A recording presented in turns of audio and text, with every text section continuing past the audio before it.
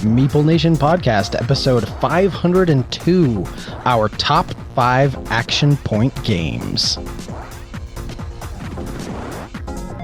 Welcome, citizens, to Meeple Nation. Grab your favorite beverage, pull up a chair, warm up those dice, and join us at the game table as we discuss board games and the board gaming world. Each week, the hosts of Meeple Nation share their love for board games and the amazing memories that come from playing games with some very outstanding people.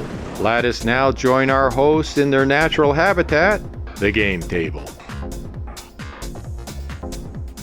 Meeple Nation Podcast is sponsored by GameToppersLLC.com.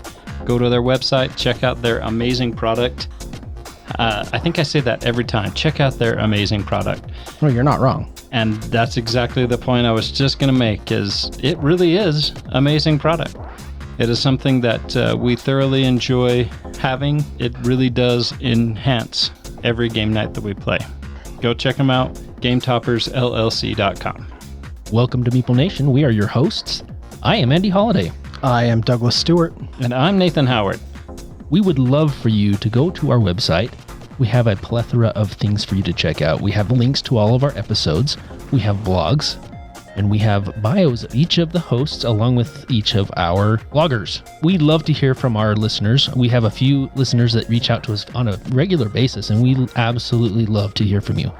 If you have a question or a comment or just something you want to share with us, reach out to us at meeplenation@gmail.com. We love what we do. We love creating this content for you.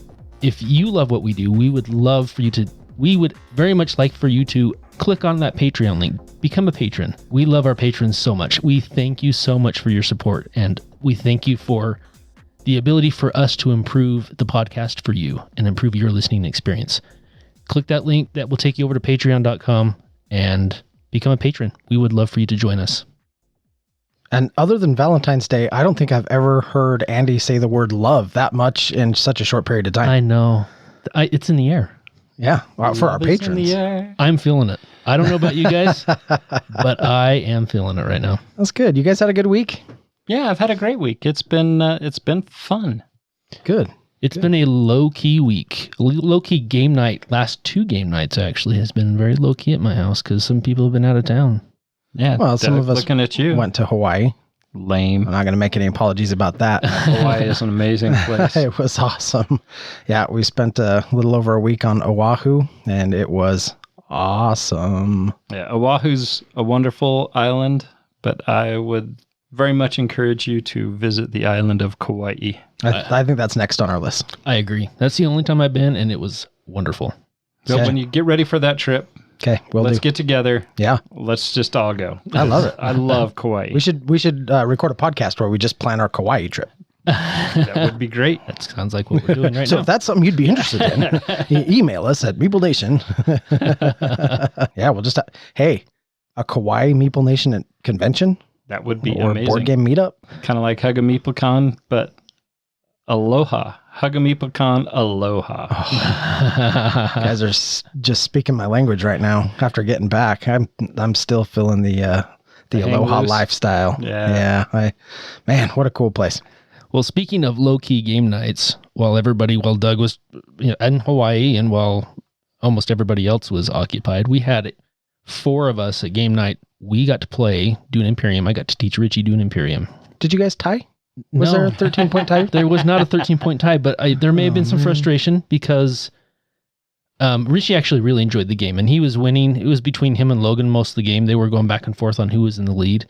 Hannemeyer and I were kind of just clunking behind. I knew I was going to come back and score a bunch of points because I had a bunch of entry cards that gave me points, and then I had a bunch of end of game points. Richie triggered the end of the game, and I won the last battle of the game, which gave me 2 points, and then I counted up all of my bonus points at the end of the game.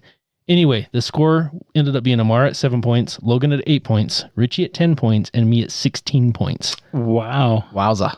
That is a huge shift. Yeah, it was. It was amazing. We were playing with the Rise of X expansion. One of the technologies, I can't remember what those tiles are called, but one of the tiles you can get with that expansion, you got 1 point for each track that you only had moved up 1 space of the influence tracks. You'd only moved up 1 space or 0 spaces.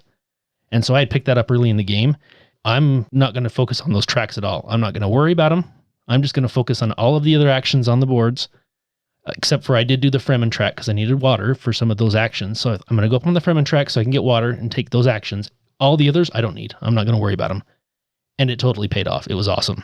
I need to play this game again. Yeah. Talking about it really brings up the urge to play this game again. Well, it's one that I wish we played more all the time. I kind of wish it was one of those that was just on a regular rotation. Right. And you know, you're talking about a lot of these end game scoring points, and you're talking about intrigue tiles that allowed you to develop a strategy and kind of synergize some stuff around. That's why this game's so good, because it offers so many different paths to do things, to score points, to work up those tracks. There's really never a dull moment when you're playing Dude Imperium. It's a good game. It really is. I got the opportunity to bust out a classic. Greg and Anastasia here, James Clark. You were late, Andy. You were late. I can't remember what you were doing. I was late. So, but anyways. So we've established that Andy was late. Yeah, just so everybody's aware. And you were here at game night with let's be honest, a pretty rowdy crowd. Yeah, Anastasia is pretty, she's pretty edgy. She keeps us all on our toes for sure. We got the chance to play a game called Fairy Tale. It's a classic game from 2004. This is a drafting game. Draw a hand of 5 cards. You're going to pick one, pass the rest until you have 5 cards that you've drafted into your hand. And then of those 5 cards, you're going to choose 3 of those cards to play. You're creating a story. Story needs characters, your story needs locations, and your story needs plots. Several of these cards represent those features of the story. There are 4 essential suits: the human kingdom, the elves, the dragons, and then the demon. You want to get those cards to work together. Your fairy cards are going to work with other fairy cards, so you need to get the fairy queen, or you need to get the fairy ring, and then another card like the spirit of the spring, and those cards together will allow you to complete a story. At the end of the game, if you have in front of you the fairy ring and the spirit of the stream, that story is complete, or that chapter is complete, and that's going to give you some points. And then each of those cards is also going to give you a point, and then you have other cards like, for example, mischievous fairies. And if you have one of those, it's going to be worth 1 point, but if you have 2 of them, they're each going to be worth 2 points. And you can get all the way up to, I believe there's 6 or 7 of them. And so if you get 6 of them, they're all worth 6 points. A wide variety of ways to score points. There's opportunities to counter draft. Fairy Queen is the main character in the fairies, and then you have the knight in the human kingdom, the gold dragon in the dragon kingdom. Getting those together with the correct storyline will give you 9 points, so you have the opportunity to counter draft those if you've seen somebody play one of those in an earlier hand. Very simple game, but it has some challenge to it. This is a super great game. Greg loved this game. Why doesn't that surprise me?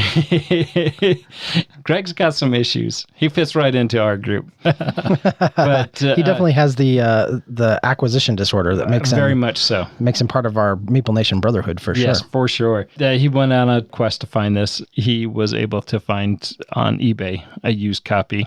But other than that, it's out of print. But if you can find this in a game swap or find it on eBay, you might be able to find it at some places for an outrageous price. I don't know if it's worth $50, but it's a super fun game. If I didn't have it, since I'm familiar with the game, I would probably pay the $50 to get it into my collection. But like we just mentioned, some of us have issues. Greg went out, bought it. He was very excited. He came back the next week and wanted to play it again because he got it. He got his wife to play it. They're having a blast with it. And his wife didn't kill him for buying yet another game. You know, I love that you have issues, Nathan. And you too, Andy. And you too, Doug. No. No issues here. No issues there, There's yes. No, pay no attention to the man behind the curtain. Nathan? Yeah, absolutely. Well, I don't know if you two knew this, but a hamlet is a small town without a church. You know, I was familiar with that. Were you? Not until after I played Hamlet, but... So before I went to Hawaii, we all got together and played Hamlet. And I had played this before with my wife. I really like this game. Basically, players are trying to expand their little hamlet into a larger town by building a church. You build a church, you're no longer a hamlet. Players are taking on the role of factions that basically have workers, builders in your little hamlet. Workers come in kind of 2 varieties. So you've got villagers and then you've got little donkeys. Your villagers you can go out and assign to produce goods, build new buildings, roads, bridges, stuff like that. And your donkeys are going to create like a resource network across the map. I really liked that transportation puzzle that this game introduced. I liked that. You send your workers out to produce resources, but you've got to be able to get those resources through your network to get them to the places where you want to build. You have one donkey, take it to another donkey, take it to another donkey. Passing those goods along through your network. So I thought that part was really cool. I also really love the tiles in this game. So this game has kind of a tile market. You can get tiles on your turn. You acquire them kind of the same way you would in a game like Century, where you can take anyone from the row, and any tiles you pass up starting from the left, you've got to leave a resource on. So if somebody else comes and takes that, they get to take the resource that you left on it. So you're going to acquire these tiles. And I love them because they're all these different shapes, and it makes the spatial puzzle at the table of kind of building out your hamlet and what it looks like and how it lays out really kind of fun and intriguing. It looks very different every time you play. Leads players to pick up tiles and put them out there and, does this fit there? How would this look? Or can I do this? Do these roads match up? They're not just little hexes or all the same size. You've got a very different looking little town layout every single time because of these odd shaped tiles. That was one of the features I really liked about the game. Yeah, super cool. You're using workers to add new tiles onto the board. As new tiles come out, additional places to build and produce resources comes out, and you get higher quality resources, which you need because you need to be able to produce the higher quality resources in order to build the parts to the church. And the church comes in, I want to say 5 or 6 sections. It actually changes depending on player count. As soon as the church is built, the game end triggers, and whoever has the most points wins. I thought this was an incredibly pleasant game. It didn't take a long time to play. There was a lot of strategy involved, a lot of little mini puzzles to solve. Where am I going to place my workers? Can I move resources within the transportation network? How do I time my resources so that I can produce them and use them on the same turn? When do I need to make a move to get more workers so that I can produce more actions? But it takes resources to get more workers, and I got to get money and all these things. So I thought that the game introduced a lot of really fun, puzzly elements. They all came together in a really great way. I think Hamlet is totally a game worth checking out. I had a great time playing it. My wife loved it. I think both of you guys liked it. Very much so. I loved it. Really cool game. So definitely check that out. That's Hamlet. Now, I will say, Nathan, you and I both have a Kickstarter version of this. Correct. The 3D church. The base game just kind of has little tiles that make the church that you build in the middle. The Kickstarter comes with a 3D version of that is garbage. Yeah. You can take that out and just throw it right in the trash. Yeah. Andy put it together for me, and I felt like I had to keep it at that point. Yep, I'm right there for him. I'm trying to make trash valuable, and I think I accomplished that. And Andy's always enhancing my life. Oh, you too. Kind of a disappointing component. You don't necessarily need it to play. I thought all the little pieces, component-wise, were great, though. Like I said, those tiles were really good. The meeples, like the donkeys and workers, had like unique little art stuff on them, and it was very well done. If somebody looked, I'm sure there's probably an STL out there, or somebody could design an STL to 3D print a castle that would be far more appealing than the paper one. Again, that's not a make or break for the game by any means. A nice little after touch that they tried to include for the Kickstarters. Game was still great, very fun. I need to play it again so that I can teach it to my wife, because I think it's one that she will enjoy. After I teach my wife, of course, they need to create a BGA implementation for it. You and your BGA implementations. So that's a taste of some of the things that we have been playing lately. Been having a good time playing some really great games. Before we dive into our topic du jour, so to speak, we have another question. That was a great word, by the way. Thank you. You're welcome. Really appreciate that. Oh, you just got a lot of good vibes at the table tonight. I really like this. But before we dive in, we have another awesome question from Salvatore. We wanted to read that because I think it's worth talking about. We're really enjoying these questions from Salvatore. Salvatore tries to issue us one every week. Sometimes we just correspond back and forth to him. A lot of his questions are something that makes a great discussion. So if you have a question, please issue them to us and we'll get back with you as well. Salvatore states, my question to Meeple Nation this week is, when did your game collection get to the point that you decided you need to cull games? And what made you realize that it was time to create a cull pile? I try to be as discriminating as possible with my purchases, and my collection currently sits just shy of 200 games. It's impressive. It's good. That is. I remember when I had 200 games.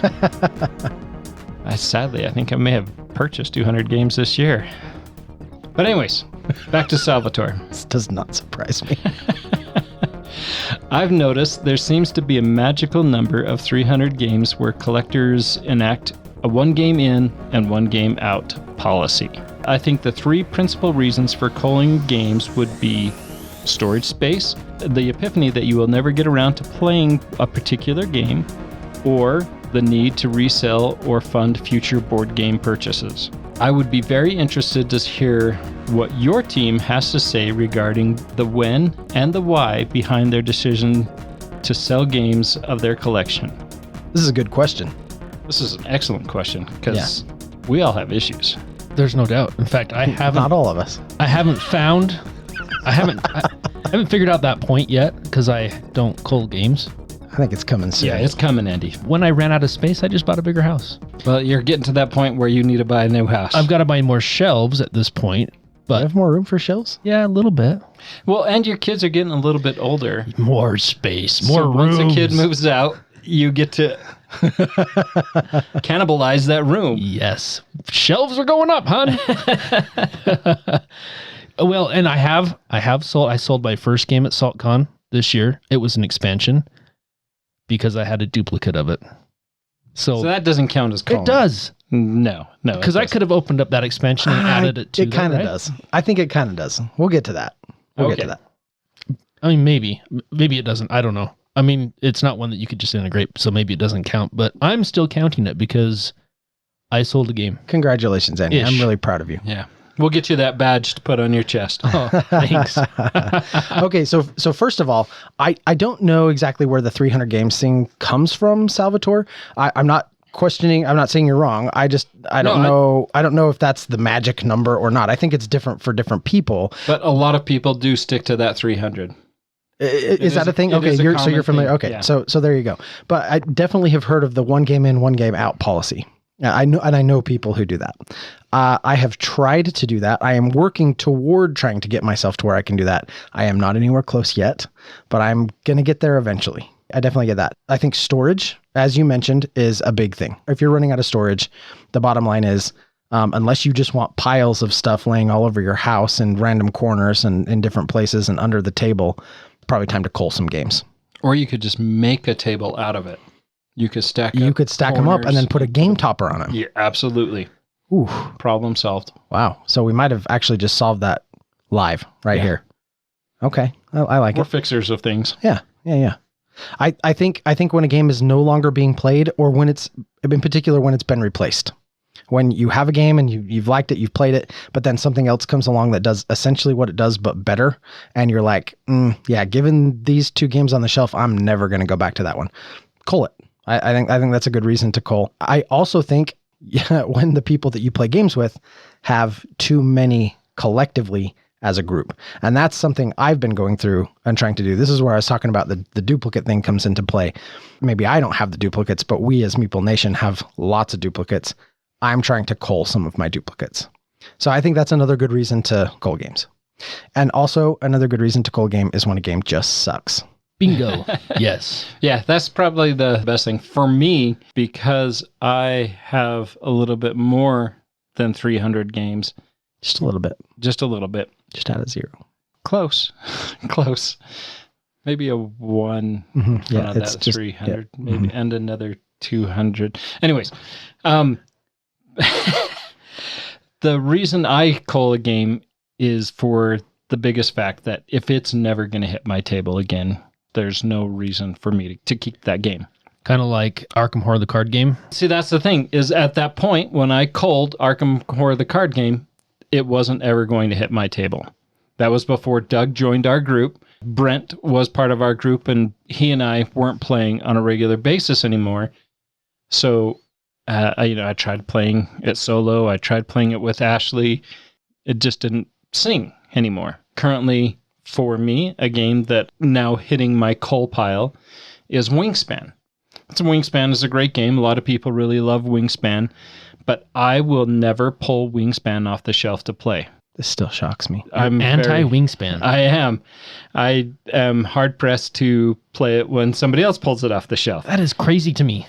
Man, that really is crazy to me. Now, don't get me wrong. Wingspan is not on my top 10, 20, maybe 30 or 40. It isn't my favorite game, but it's still a great game, and it surprises me that it would be coal worthy for you. That's what I'm surprised by. Well, it's just one of those games when you have an excessive amount of games. A lot of those games, when you try to cull, nobody wants, right? I've tried to sell them at swaps for $5, $2. Take it, it's yours, and somebody else has stuck another game inside that box and returned it to me. Yeah, those go on a different pile. Yeah. It's not the coal pile, it's the donate. No, I've done that. And in fact, I have a pile that's over by the door there that is a new pile that's going to the donate. Nobody seems to be interested in it.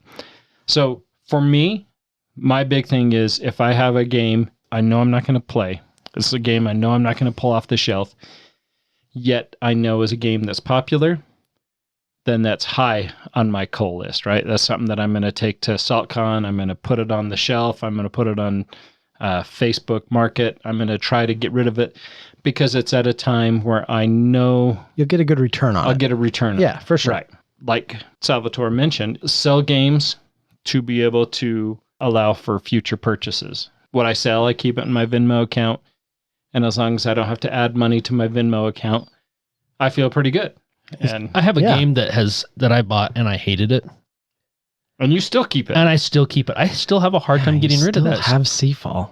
I You love still have Seafall. I loved. Did you just say you love Seafall? Hold on. Wow. Let me finish my sentence. I'm way excited Freudian that you slip. said I love Freudian Seafall. slip. It wasn't a Freudian slip. I loved Seafall when we first started. It was great. I did. And then I got disenfranchised about halfway through. Just with the imbalance of points and everything else, it fell flat for me very quickly. This other game I have, I can't remember the name of it, to be honest. It's a cooperative game. It was the first cooperative game I ever bought. Played it, and I'm like, wow, this is terrible. Unknown Planet or Dark Planet, no, or not. I can't remember. Anyway, Planet Unknown? no, it wasn't. Shadow Planet. Anyway, something like that. Anyway, it's an old game. I've had it for probably close to 20 years. It's not that I'm attached to it. It's that I keep thinking to myself, no one's going to buy that. I should just donate it. Throw in a donate pile, send it to a thrift store, and just get it out of my game room because I'm never going to play it. Hey, this is it. Salvatore, you've inspired me. I'm going to break my streak of not calling games. I'm going to try to sell this at SaltCon Spring this year.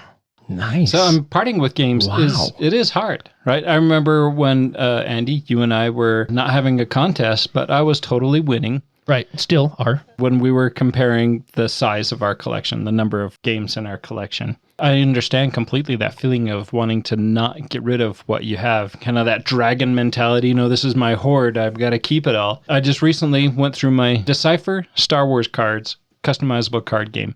I had a ton, and I mean, I had a ton. Yes, you did. And so I went through, I go, okay, any card that I have more than 5 of, I'm throwing it away. My 10-gallon garbage can, I filled up 6 times. Holy crap. Of Star Wars cards.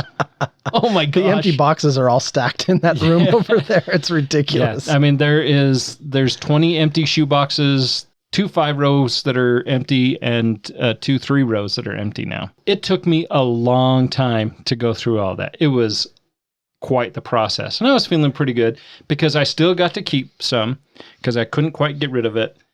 And then I looked at my Star Trek Decipher card game. I'm like, I don't want to go through this again. I really want these cards, but I know I will never play this game again. And you've said that you can't really sell them. No, no one's going to really buy no them. one wants them. Yeah. And to go through that process, I'm sure somebody would, and I'm sure somebody's crying right now, thinking I would have taken all of those because I had a lot. I threw them all away. I sat them there in the garbage can. The temptation to pull them out of the garbage can outside that, has had all sorts of rubbish in it was still there. It actually took quite a bit of will for me to wheel walk away. that garbage can to the corner and be able to walk away without fighting to fish those out. So I totally get that, Andy. Way to pass your will save, Nathan. Yeah. I'm proud of you. I did. Very, it was very tough. Now they're gone. Once they're gone, they're gone. Yeah, but that vacancy's still there. What Just did a little you hole in your do? heart. Yeah. I think with a lot of games, it comes down to that. If it's not going to hit my table, when somebody has 1,500 board games, there's no way you're going to get all those games to the table. Right. And even when we're playing on a Monday, a Thursday, and a Friday, and sometimes on Saturdays and Sundays, and then with family all in between those, even with all those game days, there are so many games that never hit the table. Why keep those games? Yeah, that's true. probably the number one reason why I have gotten rid of games personally, just because they're not going to get played. And there's games that I've picked up that I've wanted to, and then there's new games that have come in that just push those others off. We don't get to them. Now, this is a little bit off the beaten path, but one thing that I do wish we had locally was a library or a center or something that maintained a public library of games. Yeah. And a lot of places do that. You go to like a bigger city or something like that. The libraries will have like a whole board game section, and they love board game donations. I have called all over, and we don't have anything. We don't have anyone that'll do that locally.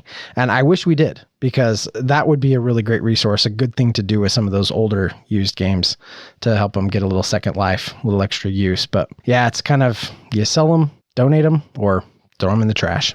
Or burn them. Or burn them. Oh, yeah. hey, or burn them. Yes. We haven't Good- talked about good your call. burning stuff. Way to go, Andy. Yeah, my city got burned. Oh, we had completed it. It was completely played. Even bringing that up, I've mentioned in the past that I've played Pandemic Legacy Season 1. I've gone through it 3 times. I still have all 3 copies of my box. Season 2, I've gone through once. I still have that copy. Now that's silly. I mean, it is, right? Why? How about Charterstone? I have both of those copies. And the recharge kit. Yeah, we finished playing Clank Legacy, whatever it is, the Acquisitions Incorporated, the legacy version of Clank. Right. Yeah, a fantastic experience. But once we were done, no one wanted it, and it went right in the trash. That's kind of funny. I might throw my Seafall away anyway, even though I haven't played it. I'll take it. Nathan wants it. I want it. I'll find somebody to play it. I have to find 2 somebodies to play it with me. And I don't think my wife's going to be one of those. Ashley would totally do it.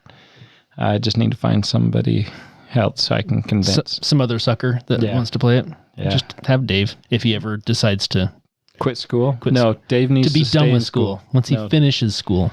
Yeah, well, then he's still talking about being a roaming nurse, and not a Roman nurse, but a roaming nurse. He can be Roman too if he wants. Isn't that a card in Agricola? Something like that. That's a wet nurse. And the roaming traveler or something like that. It's a combination of the two.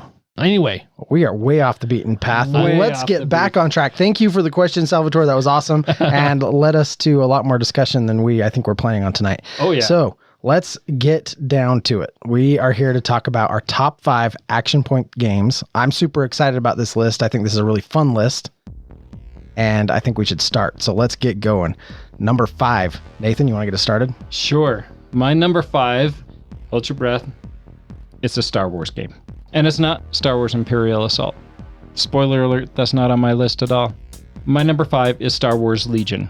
Star Wars Legion is more of a tabletop miniatures game, a tabletop miniature game of awesomeness.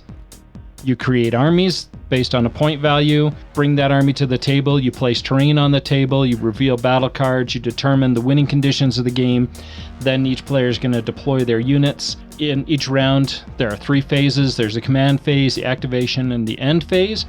During the command phase, you're going to choose a card to play. Both players are going to flip that card over. Whoever's card has the lowest pip value is going to go first. And then they will have one of their commanders that's on the battlefield, and that commander will issue orders. If that commander dies, you have kind of a chain of command that your next commander in line will take their place. You're going to issue orders, so the commander is going to say, okay, this group is going to go do stuff, and that unit can rally, they can move, they can attack, aim, dodge, stand by, suppress a fire, recover. During the end phase, you're going to discard your command card that you used, discard any tokens. So if you played any aim, dodge, suppression tokens, those are all going to come off. And then you're going to promote a commander if your commander died, and then you're going to advance to the next round. This game is an awesome tabletop game, and it's an awesome Star Wars game. Throw the two together, you're going to have a blast. I have a ton of terrain that I've picked up of Star Wars, all Star Wars themed terrain. Got some Tatooine scenery there. You have one of those Luke's hut there, and I've gone to thrift store and picked up rocks and trees, and you can use those all on there. And then there's a lot of great resources. I'm not as creative as you, Andy. I don't have the ability to create my own terrain, but I can sure buy it. This game looks awesome. It's one that I really want to try out. I think you same. will very much love. Both of you would very much love it. So my number 5 is Wasteland Express Delivery Service. I love this game. Wow, more with the loves. Oh my gosh, I love is this a Well game. deserved. episode. Well deserved, though. I Yeah, for also sure. love this game a lot. It's great. very good. So as far as actions go, you have an action board, and you're spending, the little cogs are your action points that you're going to spend in the game. Very cool, because you're limited on the actions you can take once you take a specific action. So for example, if I choose to raid, meaning I can raid the raiders, or I can raid one of the raider enclaves, which I think is awesome in this game, that you get to raid the raiders. Once I've done that once, I can't do it again until I get all of my action points back. So you have to use your actions wisely and plan accordingly. So for example, I can go to some of the different locations on the map, on the board, and I can sell. But once I sell, I'm limited to the number of times I can do that. I'm limited to the number of times I can do the specific action on each of those spaces, each of those locations on the board. It has a very fun puzzle aspect to it, with when you're trying to manage your actions and you take the board on top of that, the way the movement works in that game. Every time you take an action, there's a puzzle involved. One thing that I really think is cool is how they have done the movement. So you spend your action to move. You can only move on that round, and if you do, on your next turn, if you choose to move, you actually gain momentum and your movement is more effective, so you get to move an extra space. If that's all you did again, you can place another action token, which will let you move even further. However, if you ever move, and then you can actually move that action point in the same turn, move it to one of the other action spaces, but it makes you lose all of your momentum, and if you move again for the next round, you start at your base movement of 3.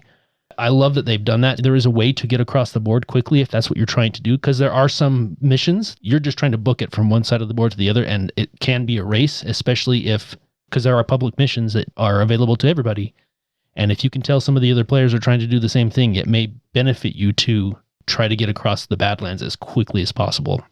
The movement's cool. I enjoy upgrading my rig. That's probably the thing I enjoy the most. That's my favorite part for sure. That is cool. There's some fun upgrades. I mean, you're putting guns and gunners and armor and trailers and all sorts of cool things on your rig. And it's a pick up and delivery game, and you're just filling demand. You're filling demand for weapons, water, or food.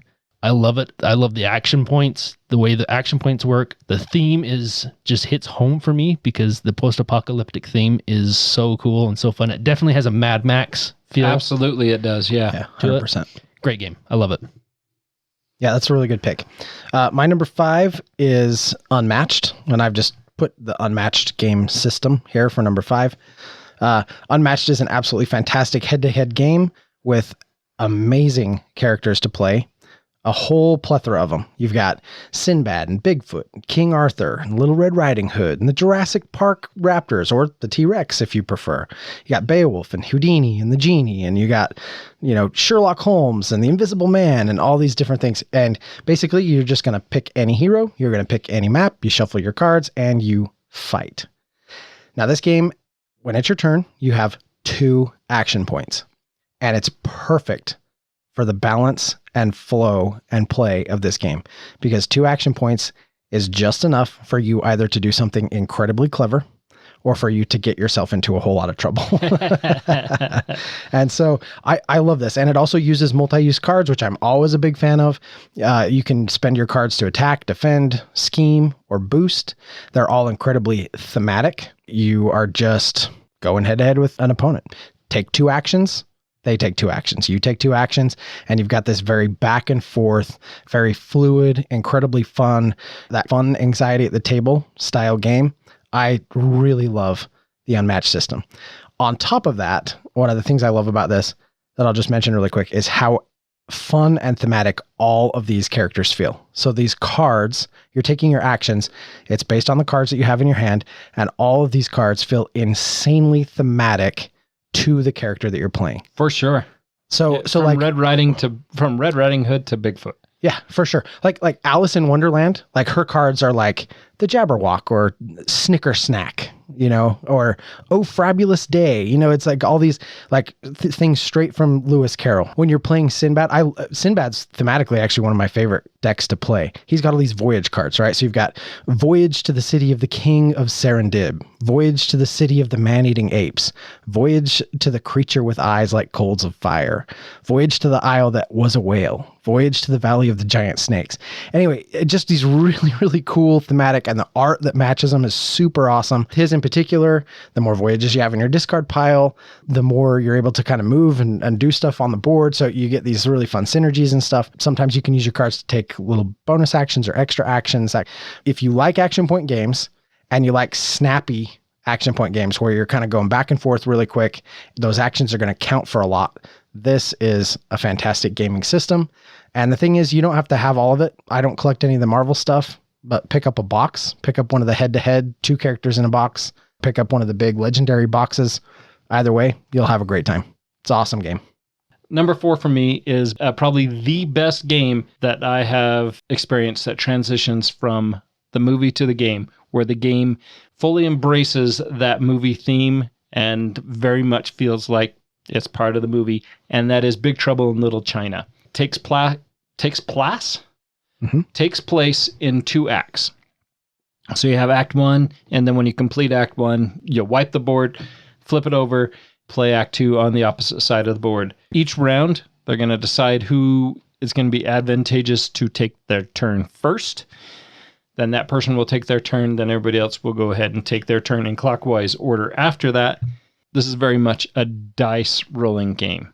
Andy, as you've mentioned, D6 Hate You probably happened in this game. It has. It has, yes. You're going to roll those dice, and then depending on which action you take, you're going to put those dice onto your player board. Your player board has little notches in it where you're going to place those dice. Each character is going to have certain spots on their board that are going to be epic. If you're more of a intelligence person, then that's not going to show up in your fight. It's going to show up in other places. But on your turn, you're going to take actions. And you're going to use those dice to take actions. You can use a die to move, combat, rest, do a skill check, and then you can also take free actions.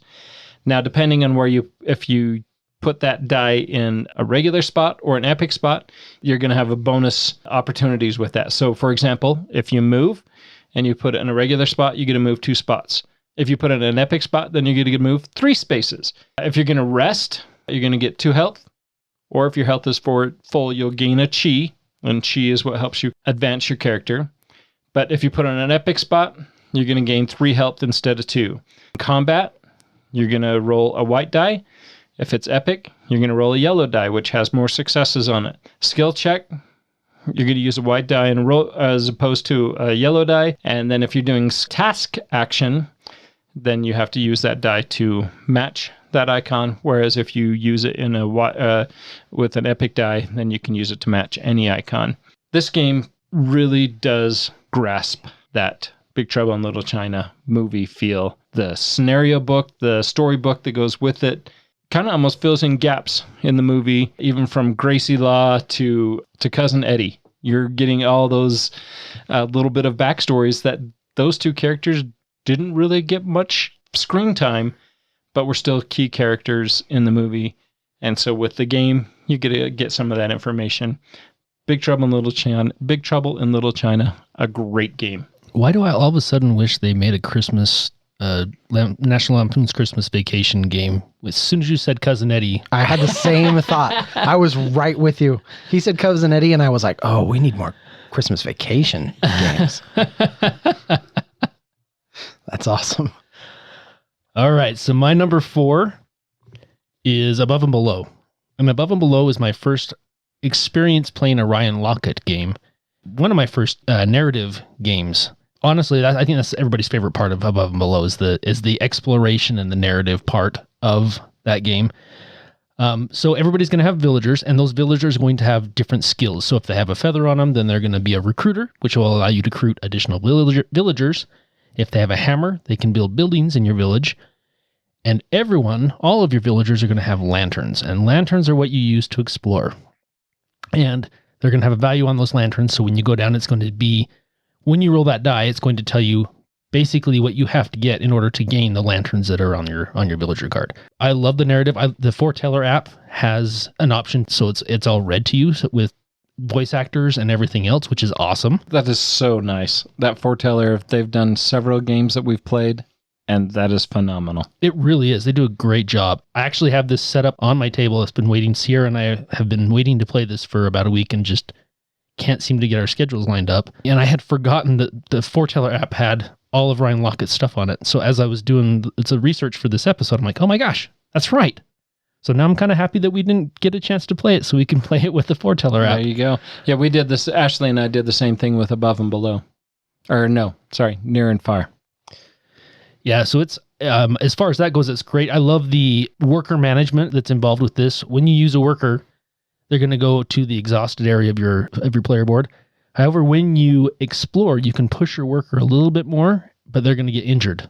You only can move your workers based on how many beds you have. So you want to have lots of beds, but at the same time, if you get potions, you can heal a worker so that they can shift. If you have cider, you can freely move someone from the exhausted area to the active area. So there are definitely elements of management, worker management that's involved beside just your action points that you're using every round. And then obviously you're trying to get buildings built. That's where most of your points are coming from. That's where your income is coming from, along with collecting different items such as fruit and ropes and everything else. You're going to get points for those as you collect them, and it's going to increase your income. There's a little bit of selling aspect in it, but nobody ever really uses that. At least with my experience, people can try to sell stuff, but nobody ever buys anything that anybody's selling, or at least very rarely. It's such a great game. I've had a really good experiences with it. My cousin Richie doesn't care for it because the exploration side of it can be... It can be swingy. It can. And he's not wrong, right? You can roll really well and then something bad happens to you. Yeah. Or you can roll crappy and then this amazing thing happens for you, right? But... and that's... I like that. I think, for me anyways, that's more variety. You would like that though, Nathan, because you're really big on exploration and discovery. Yeah. But for somebody like Richie who wants, well, if I roll well, I need to do well. If I don't roll well, it shouldn't be good. You know, for someone who's a little more logical or linear in their thinking, it can be rough. Yeah. No, I get that. And it's, I think it adds to the story because you really don't know. I rolled well. I still don't know what's going to happen. And I think it adds to that mystery of the game, of the exploration part of it. I don't mind it. I don't mind the fact that, something can bad happen. Oh man, if I would have rolled lower, that actually could have benefited me more. Above and Below, it's a great game. I'm actually looking forward to playing my copy that's been sitting on my table for weeks, and I'm hoping to get my daughter convinced to play it maybe on Sunday. We'll see. Awesome. Yeah, I'd be excited to see what she thinks of it too. My number 4 is a game called Cthulhu Death May Die. Cthulhu-themed dungeon crawl game.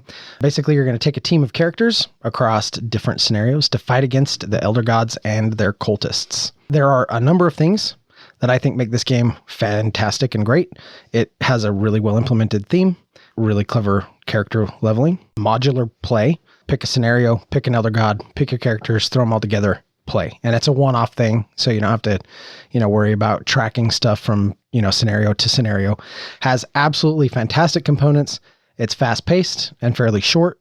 It's one of those games that I would almost describe it as just sort of burning hot, right? You get it set up, you have just this really fun burst of dungeon crawl action, and if you lose, which happens frequently, it's one of those you just kind of want to reset and play again really quick.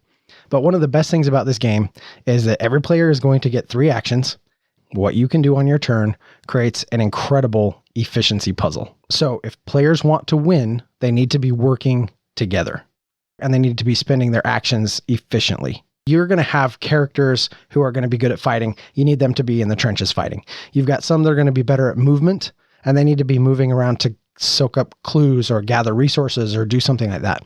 You'll have other characters that honestly, they just need to run around and grab all the enemies and pull them into one room so that they can either be nuked or so that they can just soak up the damage or so that they can just sacrifice themselves so that the other players have a clear path to the Elder God. You've got 3 actions. They're simple, they're quick, and they have to be efficient. You have to really focus on working together as a team if you're going to escape these scenarios alive. Honestly, more times than not, you'll probably fail because this is a very hard game, which is something I really like about it. I like that too. Cooperative games in particular should not necessarily be a walk in the park.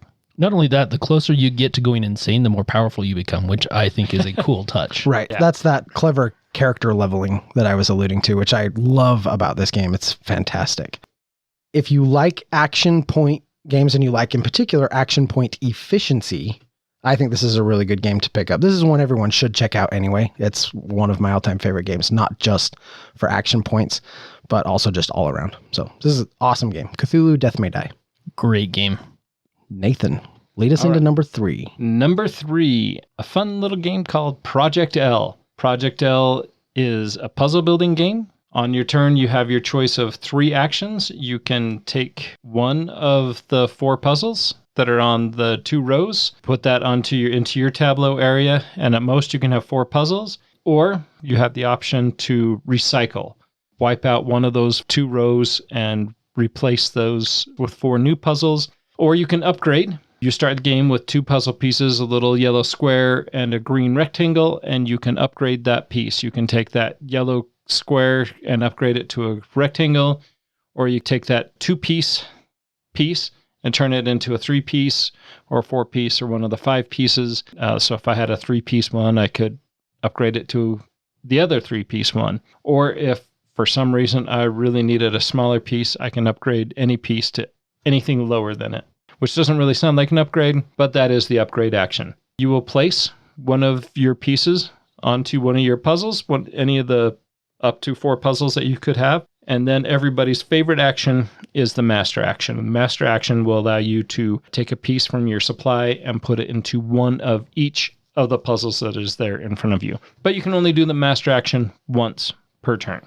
Project L, very tactile in its feel and its look, which I think is fully intentional and one of its highlights. Yeah, I love the tangible factor to this game. The replayability and the challenge and it's kind of one of those quiet games, right? Where people aren't really talking at the table. They're more trying to figure out what they're going to do on their turn. You see people trying to set out their tile pieces in front of them, planning. So like, okay, this piece is going there.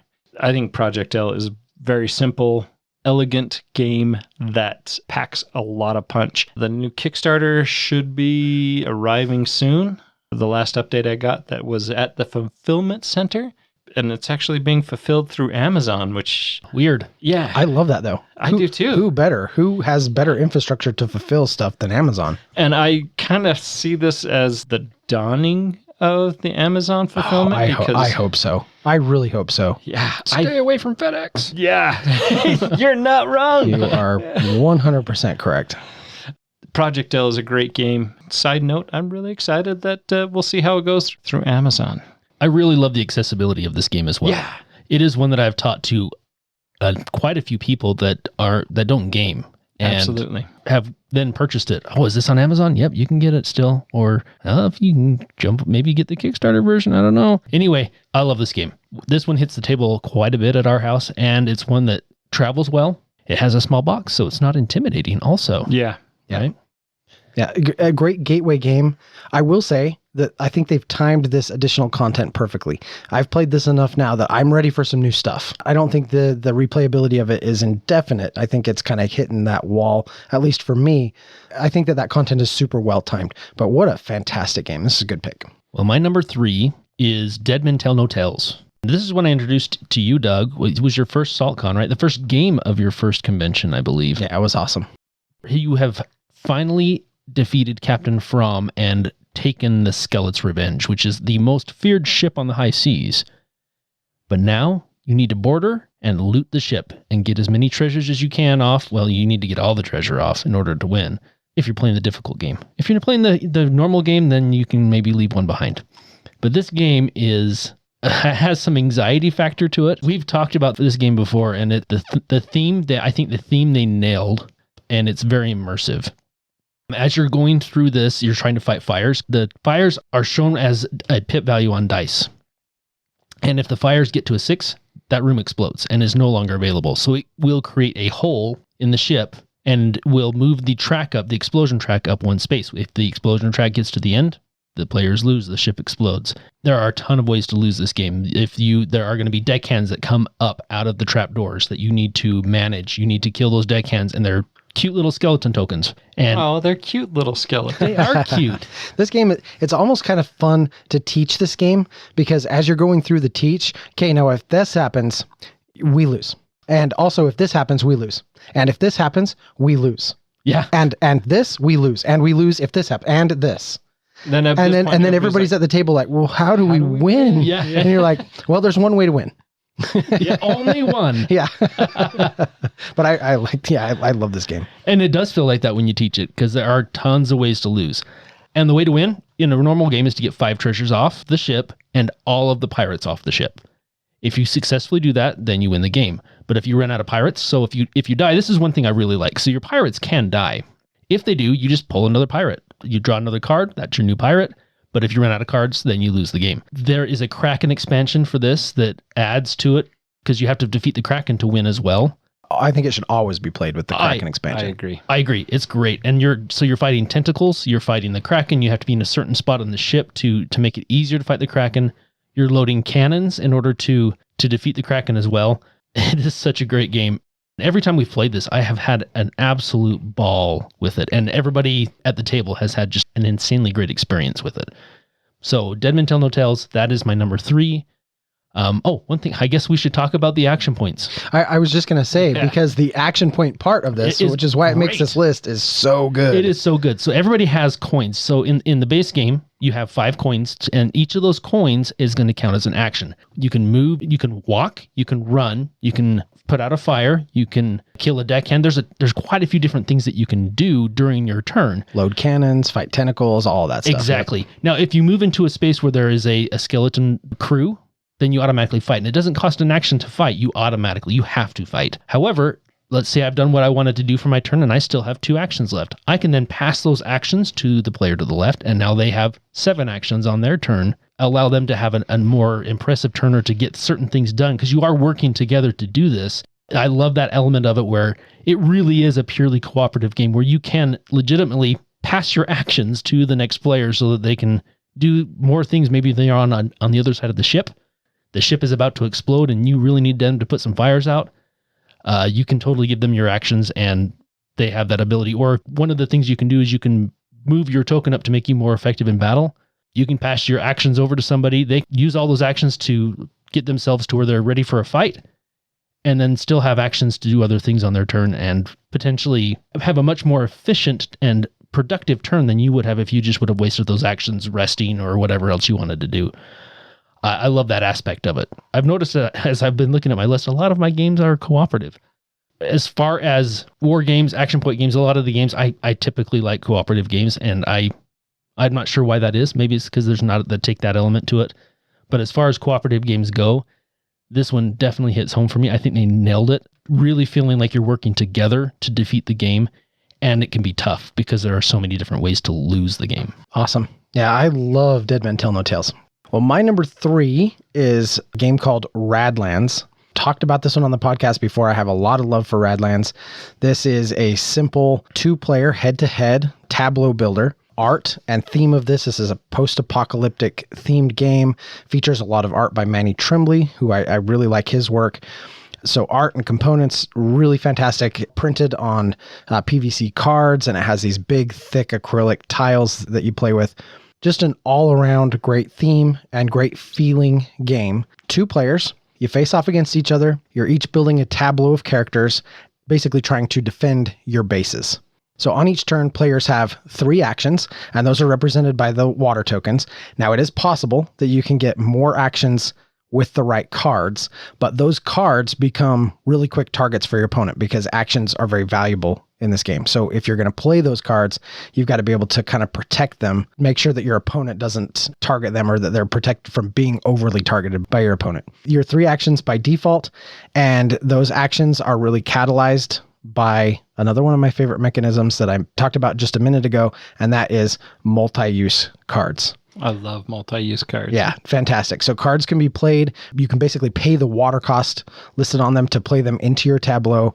They can be discarded for the icons that are up in the corner, or they can become these little 1 hit point cannon fodder units called punks. You're going back and forth. You're spending your water. You're building out your tableau, and you're trying to nuke your opponent until one player has eliminated the other player's 3 bases. One of the things that I love when it comes to the action point part of this game is it built into it is a really cool feature that allows you to save a water token. You have like a water tower and you can save water tokens so that you'll have less to spend the current turn, but you'll have more to kind of burst with on the next turn. So it allows for some really fun strategy as far as that goes. This is one that I've taught to Logan, and I think he really liked it. I don't think I've taught it to either of you, but I would really like to. This is a great game, and I think you'd both like it quite a bit. I watched you and Logan play it, and this was at BryceCon, if I recall correctly, right? Yep. I felt bad. You had expressed so much love for it that I was really anxious to play it. Well, anytime. I'm always happy to play this one. It's great. Number 2. We're almost there. My number 2 is Clank in Space. I'm sorry. Did you mean Clank in Space? Actually, I think it's Clank in Space. Yeah, I think you're right. Yeah, I think there's 3 exclamation points there. Should have done better in my English classes. But anyways, unlike the regular Clank game, Clank is the first one that introduced the modular board, which has since been enhanced with Clank Catacombs. But Clank in Space allows you to create more of a modular board. So you want to be a space thief, do you? We're going to sneak you on to Lord Erraticus's ship. You're going to hack the computer, obtain the 2-part command code, steal an artifact, and escape. Easy peasy. Easy peasy. On your turn, you're going to take your actions. You're going to lay down your cards, and you can take those actions as you choose. You can move your pawn from room to room. You can acquire new cards. You can defeat an enemy. You can buy from the market. You can use the hyperlift or a telpad, which will allow you to move further along the board. Or you can hack a data port. And you have to do this twice during the game in order to gain access to the back of the ship. Once you have access to the back of the ship, you're going to go in there and try to steal the largest artifact that you can and make it out before Lord Erraticus eliminates you. And if you don't make it back to the front of the ship where the escape pods are, then like every Clank game, you're going to score 0 points. However, if you make it to the escape pod, then you get that bonus 20 points. Usually become more successful than those players who didn't leave the ship. Not always, but most times. Clank in Space is one of my favorites. I enjoy Clank, but Clank in Space is better.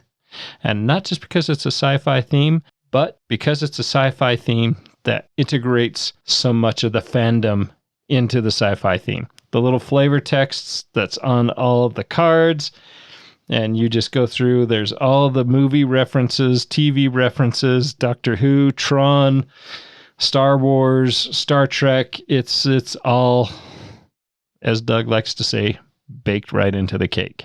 One of my favorites. And I need to play this. I have played lots of Clank. I've played the entirety of Acquisitions Incorporated. I love Clank Catacombs. Have not yet played Clank in Space. Well, we need to fix that. Yeah, we do. But that's my number 2.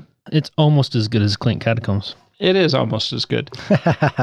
No, you got to think you're right. that they have an implementation of Clank in Space that matches Catacombs, like that modular system. You got to think they have something like that in the works. Yeah, I would imagine. I love Clank in Space. All right, my number 2 is another cooperative game, and it is Folklore: The Affliction. I have really enjoyed this. I know, Doug, I think this is one that you have mixed feelings about because of the fact that you came in like halfway through the mission that we were working on. Yeah, and that's all it was, because the game is awesome. It plays really well. I like the mechanisms and everything else. The theme and general play of this game, I think, is really, really good. A fantasy theme. It's almost a horror theme, to be honest. Yeah. Some of the monsters that you're fighting can be kind of scary. So there's a world map that you're traveling around on, and you have a specific storyline that you're trying to follow. When you travel, you can choose to travel on the road, and there are going to be road events, and there will be road events, off-road events as well. But those will differ depending on whether it's daytime or nighttime, and it switches every time it's somebody's turn to go around the board. It will switch player, whoever the leader of the party is, and then it will be daytime for one player. The next time it's nighttime. When you're trying to get to a city or a location, most of the time you're trying to get there as quickly as possible, which can benefit you going off-road. However, as you would expect, going off-road has its own set of perils. And It's a little dangerous out it there. can be. Honestly, most of those times, those perils come in the form of skirmishes. Now, skirmishes are not where you're putting plastic on the board. It's you're rolling dice based on your stats, and you have a monster stat card that comes out. And I've found that the skirmishes can be incredibly tough. I mean, you're taking lots of damage. The rewards that you get typically aren't that great. So it really does behoove you to get to your location quickly, because it's not one of those you're going to grind it out like an RPG video game where I'm just need to get experience. I'm going to get gold.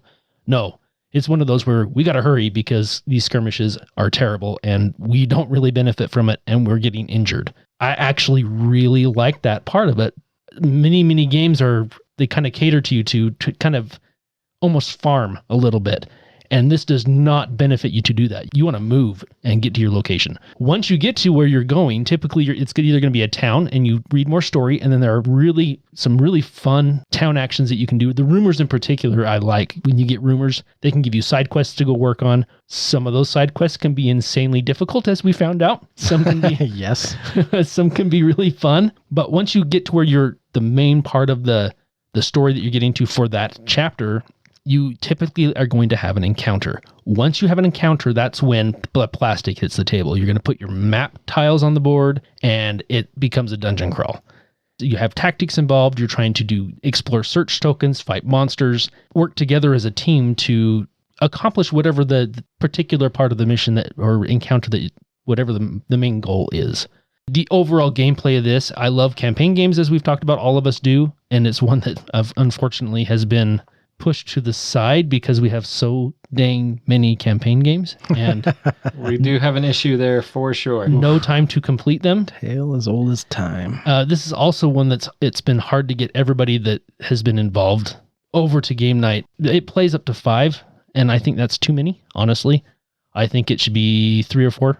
The one thing I didn't like about this was the leveling up. I thought it was a little bit too linear. You only really have 2 options when you level up your character of abilities to pick from. I would have liked that to have been a little bit broader on things I could gain. That being said, you can spend points to gain abilities there's just a stack of cards that you can gain. You do have to meet the keyword requirements, which does limit you a little bit.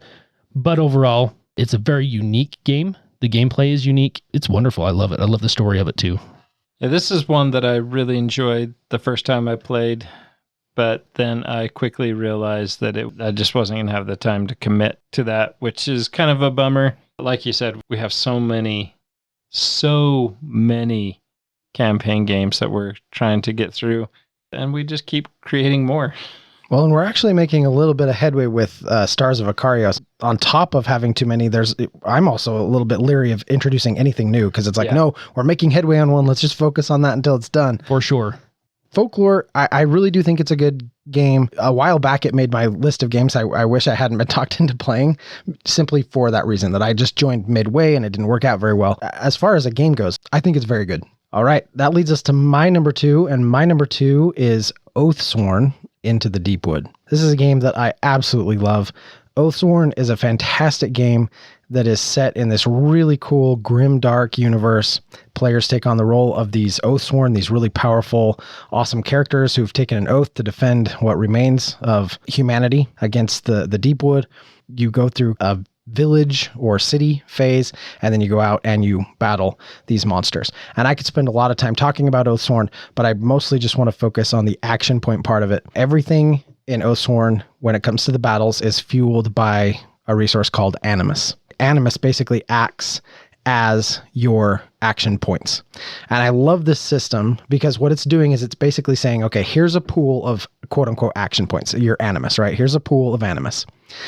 You can either spend them one at a time for smaller benefits, or you can spend 2, 3, 4 at a time for increasingly better benefits, abilities, attacks, moves, party buffs, all that. So you're constantly weighing kind of the pros and cons of how to spend your Animus. The other thing that works really well is because players go in rounds until all their Animus is spent, or until they choose to pass, it creates a really cool opportunity where you don't necessarily have to spend all of your animus. And as long as you have the pool size for it, you can reserve some of that so that when you regenerate the stuff you've spent, and now you're left with more animus for the next round. So it lets you do that kind of carryover thing. Kind of the same thing. That. Yeah, kind of that same thing I was talking about in Radlands, where you can make a little bit of a short-term sacrifice to have a really big bursty turn, be able to pull off multiple big plays in one turn. And I love how that works out with the tactics, because it could totally benefit you to wait and let the enemy come to you rather than spending so much on movement. It makes the game more tactical, in my opinion, and I think that's an awesome touch that they did with that. I think it gives players enough of those action points, that animus, that you feel powerful. You feel like you are definitely a force to be reckoned with. You're an Oathsworn. You can do big, powerful things. And then it kind of pulls that back a little bit with the way the battle flow works with your cards. You can't spam stuff, right? Like you can't just do amazing things over and over and over again. You kind of have to work the cooldown on those cards. And so the way that the cards play into how you decide to spend your animus, I think works really well. I think it's just a genius system, a fantastic game. I mean, I could talk about the art and the narration in the app and everything for a long time. This is just a great game. But for this list, we're focused really heavily on the action point side of it. And it makes my number 2 on this list because the action point system, I think, is just fantastic. Yeah, you're right. We are talking about the action points, but I am going to touch a little bit on the narration, because I think back on our plays and it almost feels like it's a book I read. Yeah, it does. Yeah.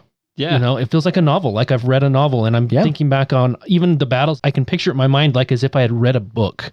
That is just testament to how phenomenal this game is and how well done the narration is of it. Even the battles, even though there's no narration for just the beginning of the battles, but the battles themselves with the 3D terrain and everything else that goes into it. And like you said, where you feel like you're powerful.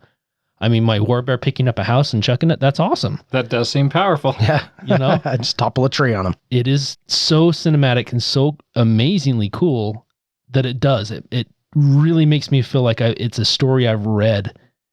I love it. It's such a great game. Yeah, for sure. And just as a quick side note, I just got the 1.5 stuff in the mail this last week, and it's awesome. It's just update pack stuff. So they did like basically a second printing, but they updated and cleaned up like the rule book and a bunch of the cards and some of the sheets and stuff that come with it. So it's just a little bit more streamlined and a little bit slicker to play. It also came with some really cool metal dice to track your health. Oh. And a really cool figurine to track your party as it moves across the city. So Nice. Awesome. Just another reason for us to get it back to the table. Doesn't take much for me to be on board with that. Good deal. Number 2, Oathsworn, which is going to take us into our number 1 picks. Nathan, your number 1, sir. Number 1, this is Pandemic Legacy Season 1 and has historically been one of the greatest memorable gaming experiences I've had of discovery and reveal. All 3 Pandemic games have been good, and I've enjoyed them all. Season 2 was a lot more discovery, but I keep calling it episode, but Season 1 was just a fun experience. The introduction to really the legacy games, the whole discovery, the story was so good. But just like classic Pandemic Legacy has where you have 4 actions, and you can take those 4 actions in any form that you want. One is to move, the other is to build a structure, treat diseases, share knowledge, or cure a disease, or discover a cure. Well, okay, and I'm going to interject here really quick. What's so cool about the legacy version of this is that as the game's played, you get additional actions. And the manipulation of the board, too. For sure. It all evolves, right? So It's not just stagnant for the whole thing. It's an evolving action system. Yeah. The standard actions are your move, so you can drive or ferry, which is you're going to move from one city to the next city. You can take a direct flight, discard a city card, and you're going to take a direct flight to that city. Or you can take a charter flight. You can discard the city card of the city that you're in, fly to any port that's on the board. Or you can take a shuttle flight, which will allow you to transport from between research stations. You can build a structure, so you can build a research station. Later in the game, you can build other things. You can treat a disease. Disease cubes will come out and start to fill the board. And if ever a 4th a fourth cube is added, that disease outbreaks. And so instead of adding a fifth cube to that, you're going to add cubes to adjacent cities, which could then cause a chain reaction. And you have a set amount of outbreaks that can happen before you lose the game. And this is a fully cooperative game. To treat disease, you're going to get your worker to one of those cities that has multiple cubes. For each action you take, you can remove one of those cubes. And then you can also share knowledge. So if you are at a city with another player, you can share knowledge of that city to the other player. So if we were in Seattle, I could give Doug the Seattle card. Doug would take that to his hand and be able to use it. And we would do that mostly to get one player to have 4 of one type of card in their hand so that they can advance to find that cure. If you discover a cure, that allows you to, whenever you move into a city, when you're going to treat a disease, instead of treating one cube, you're going to treat all the cubes of of the color that's been cured. If you can eradicate a disease, that means at one point you have eliminated all of that disease on the board, that colored cube. Then in the future, anytime that colored cube comes up, that game, you can ignore it and it doesn't get placed, which is a huge relief when the game is near its end. If you can eradicate 2 diseases, that game becomes far more easy to complete. Just take those actions and try to advance through the game. The difference between Pandemic and Legacy Pandemic is, like we've mentioned, the manipulation of the board, the story, the rule changes, all of that just enhances that experience that takes... Now I'm going to say Pandemic isn't the best game out there, but Pandemic Legacy Season 1, by far, one of the greatest gaming experiences I have ever been through.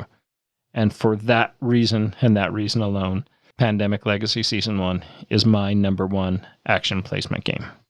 Awesome. That was actually one of my best legacy game experiences as well, was Pandemic... Blah, blah, blah. Let me try that again. You don't say. I do. Pandemic Season 1. A phenomenal game. And I had played Pandemic, just the regular base game of Pandemic, several times, and it honestly wasn't that great.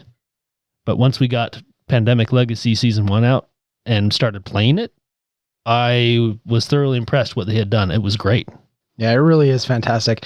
I still put Clank Acquisitions Incorporated above this in terms of a legacy style game, but absolutely phenomenal experience playing Legacy Season 1, and I have not yet played Season 2 or Season 0, and I really, really want to. So if you want to have another great experience, just give me an invite. I'm totally down to play those games, and I really want to. Yeah, we started Season 1, or Season 2. We played one game into that, but it's been since shelved. Once we get some of our other things caught up, I think we should definitely get that to the table again. My number 1 is Descent 2nd Edition. It has been my number 1 on many lists. This game is so good. It's a dungeon crawl. It's an RPG. It's fantasy setting, co-op, integrated app, amazing miniatures. What is not to like about this game? It's so great. When you start out, you pick a hero, and you pick a class that goes along with that hero. Now you have standard actions in the game, so there's move and attack and search that you can do as one of your actions. However, your hero card will oftentimes have a special action very specific to your character that you can use. And as you gain skills in your class, you will be able to add cards to your repertoire of skills and some of those will be actions that you can perform during the round as well. Just the sheer exploration of this, the tactics of fighting monsters. It's a dungeon crawl. Everybody knows that I love dungeon crawls. Yeah, your top 2 on this list were dungeon crawls. We know you like dungeon crawls, Andy. They are. And campaign games, right? I think that the app is very well done. Now, this is it. It can be fully cooperative with the app, or it is a 1 versus many. I honestly prefer the app over the having the Overlord. Part of that is I think you have a similar experience to what I've seen with like Star Wars, where you kind of you get a wider variety of monsters to fight and a little less monotony with the app versus the Overlord. Typically is going to be upgrading specific creatures, and you're going to see more of those specific creatures. And I like having the variety. As far as actions go, and one other thing that you can do with actions on this is you're going to have equipment, and you have your base equipment that you start with, but you also have the chance in between adventures to go to town, and you get to spend the loot, your hard-earned loot that you gained during the last dungeon that you went into, to purchase new equipment. Now, a lot of that equipment is also going to have available actions for you that you can use as one of your 2 actions on your turn. And this is one of my favorite parts, is the fact that you can, with the different loot cards and your skill cards, the synergies that you can create in this almost seem endless, because there's a ton of loot cards, and trying out the different classes that match up with different character abilities on top of that. There are just tons of combinations that you can try and just try to create a bunch of synergy bonuses and just cool things that can happen on your turn by combining different powers and different cards. I really like that aspect of it. I like the character development and leveling up your character and just seeing how well things work as you're going through this adventure and this storyline. It's a great game. I also must get very passionate about it because I recently did a presentation for a scout group that's doing the game design merit badge. I brought a bunch of different games and it was just talking about all the different mechanics and different types of games and everything else. Descent was the only one that asked, well, how much is that? I'm like, well, it's not in print. And they're like, they looked it up on eBay. Oh, it's $150 or something like that for just the main just box. For the base game. Just for the base game. Like, they're like, wow. And I'm like, yeah, it's out of print. Sorry. I think that's a really good pick. It's also your number 1 game of all time. So it is. I love it. Do we want to play after this? Because I'm down. It's not a bad idea. Well, I also, for my number 1, have picked my number 1 game of all time. But I promise it's not on this list just because it's my number 1 favorite game. Sort of. So my number 1 pick is Arkham Horror, the card game. Okay, genuinely, the action point system in this game is absolutely fabulous. It is incredibly well balanced and incredibly well designed. By default, players are going to get 3 actions to use on their turn. And as the game progresses, there are just a whole bunch of different sort of fast actions or extra actions or more efficient actions that you can sort of synergize and perform. You can use your actions to combine with other players to set up really cool things to do that are awesome and just feel really great. The game does a great job at making you feel like you are kind of being overwhelmed. And so when you can be clever about how you synergize your actions and how you spend them and what you do, it just feels incredibly rewarding.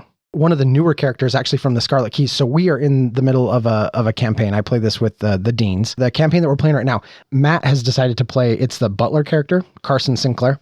And he has a pretty low stat line. But one of the things that he can do is give other players free actions. The character I'm playing Ursula Downs. She's an investigator class character. If you build her right, she can just start triggering all kinds of free stuff. As we're playing through this campaign, I'm triggering all this free stuff. He's handing out all these free actions. And just the way we've been able to manipulate the game in such a way that we're just doing all kinds of stuff on our turn, it just feels so good and so thematic and fun. We're just having an absolute blast playing through our current campaign. I think the thing that really pushes this over the top in terms of actions is the fact that you get those 3 actions, but what you do is really driven by the cards that are in your hand. And you play these campaigns are usually about 8 scenarios apiece. And in between each campaign, you get to level up your character with XP. So you're swapping cards out for better versions, which means your actions get better. Your ability to get fast or free actions gets better. Your ability to synergize actions gets better. There's also this really fun progression system in play where as you level up your character, you really do feel like you are becoming more powerful. But the game is also evolving and sending more and more powerful stuff at you. It's not just letting you upgrade your character, it's also letting you kind of flex and use those actions to do even cooler and cooler and cooler things. Most of the campaigns are not all designed exactly the same, and they don't all do this to the same extent, but most of those campaigns really let you feel the growth of your character and really feel like your actions become more and more and more meaningful and are very well balanced in that regard. I could talk about Arkham Horror for a really long time, but from an action point perspective, it had to be number 1 on my list because I can't think of a game that I enjoy figuring out what I'm going to spend those action points on more than I do Arkham Horror. the card game. It's a great game. We talked about earlier in the episode, one that I wish I hadn't culled, but I have. And I do miss playing it. Such a good game. It really is. And there's a lot to like about that game. Deck crafting, leveling up, all of it. The gameplay itself, it's so well done. Yeah, it really is. So that is my number 1, Arkham Horror, the card game. The living card game, I think they've kind of dropped living off from the title. It's just the card game. COVID kind of killed that, but they still do some really good stuff. And yeah, next expansion looks fantastic. Feast of Hemlock Vale. Good times. Can't wait. Well, all right. That is our top 5 action point games. Tell us what your top 5 are. Tell us why you think some of our lists were crazy. They weren't, but tell us why you think they were crazy. They weren't at all, right? Yeah, no, they weren't at all. But, let us know what your top 5 action point games are. Until next time. We'll see you taking your actions at the game table.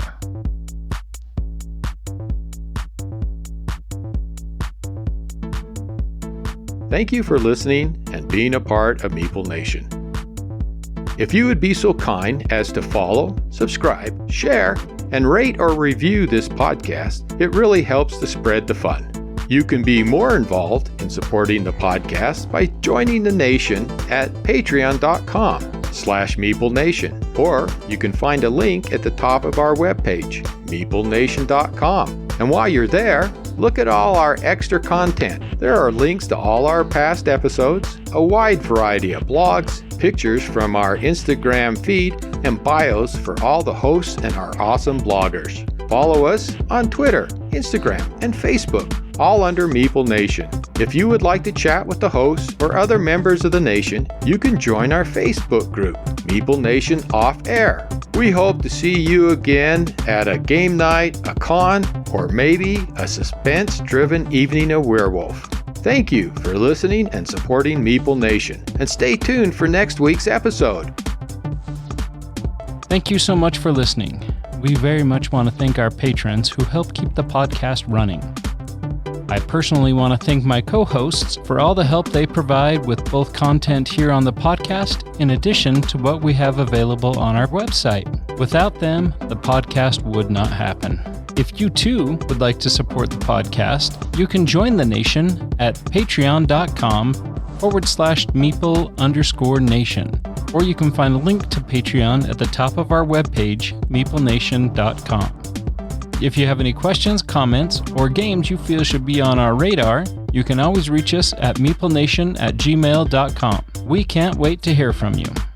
I am grateful to Doug and Andy who helped me edit episodes, and I want to thank James and Kim Clark who do the editing on our blogs and on our webpage, which can be found at meeplenation.com.